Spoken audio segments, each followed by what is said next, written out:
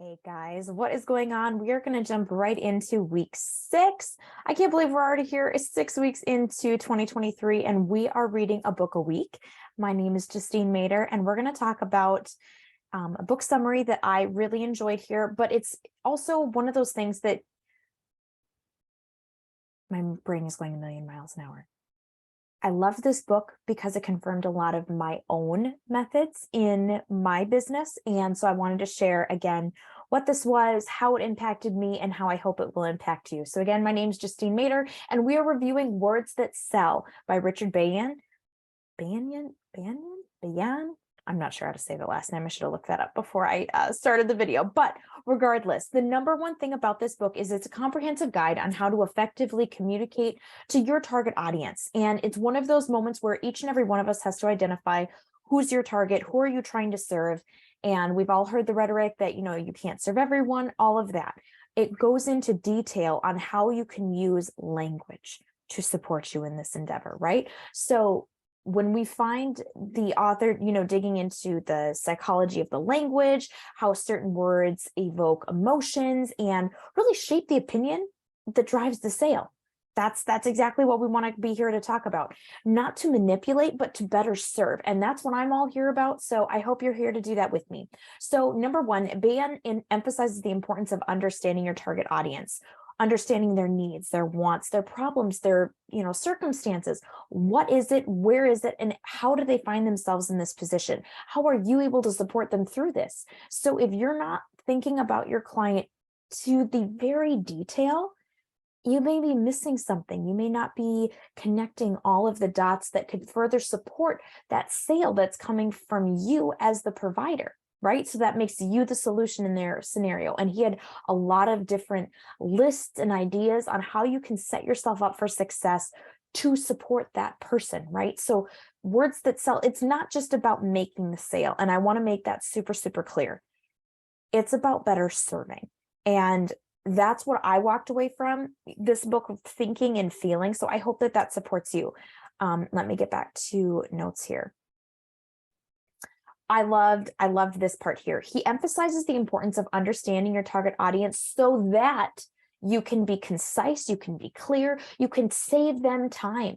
Save the time in your sales pitches, in your ads, in your campaigns, by being super concise, straight to the point. What is it that you do? How do you serve? How are you being authentic?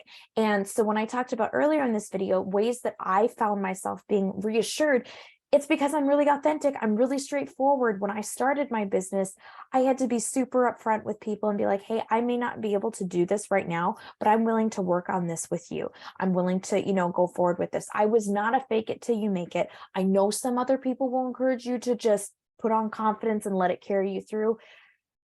That's a whole nother can of worms. We'll dive into that in another video. But for me, that was super, super encouraging to hear. And ultimately, he digs into how your brand reputation is everything. And for me as a person with morals and just like who I am as a human being, it was so great to hear that. So I wrote out several points here that I'm going to dive into kind of in a speed rotation because I feel like people prefer the point style versus just conversation. So we're testing and just seeing how this goes. So bear with me. First was know your target audience. Second, use power words. What's an example of a power word? Such as proven, limited offer, exciting, new, must have. Those trigger the emotions to drive them to action, right?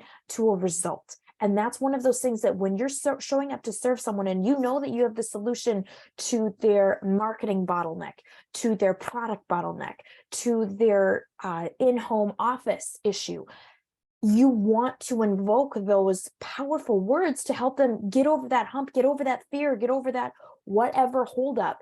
And so that's a really, really great thing for you to start implementing like yesterday.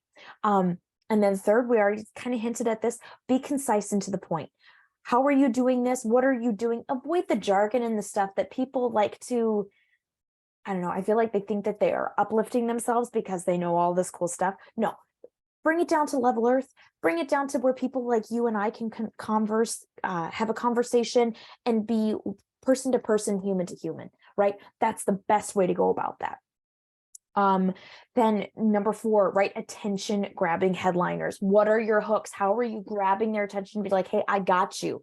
What does that look like? Discover the secret to achieving your dreams is one of the headlines that I had someone else give me an example of. And I was like, well, okay, what does that, ignite in their brain? Discover, I've been looking for something. Great. The secret. Maybe there is a better way. And it's so funny because it starts those wheels turning, and that's how you're already going to be selling without being in the sales conversation. That's how powerful these words can be for you as a person showing up to serve, and how powerful it can be them to find you, right? That's what we want them to do. We want them to find you. And then lastly, tell a story. Use your story. And that's the number one way. We talked about Donald Miller's story brand a couple weeks ago, or that was last week. I don't remember. My weeks are getting a little mixed up. But we talked about Donald Miller, being a story brand. When you bring your authentic story into how you're forming your business, like me, I'm a working mom from home. I've got children. I've got goals. I worked in dentistry, and now I'm here working remote. Like it just endears them to everything that's about me, because I'm being transparent, because I'm sharing my story. And so for you, whatever that story is, whatever those lessons are that you've learned, make sure you're bringing that to the table so that they can get to know you, trust you, and be benefiting from your solution, right? How are you bringing them that problem? How are you solving that problem by bringing them the solution? So those were a couple of my main tips. I have more of this on my website in a blog, so go check that out as well if you want further tips in written format. Maybe make yourself a checklist of something to implement here in 2023. I hope this was helpful for you. And when in doubt, go read it yourself, right? Implement leadership development every single week. And this is one of the ways that I'm doing it, is expanding and forever being a student of business and life. So without further ado, thanks for tuning in, you guys. I hope you have a great rest of your day.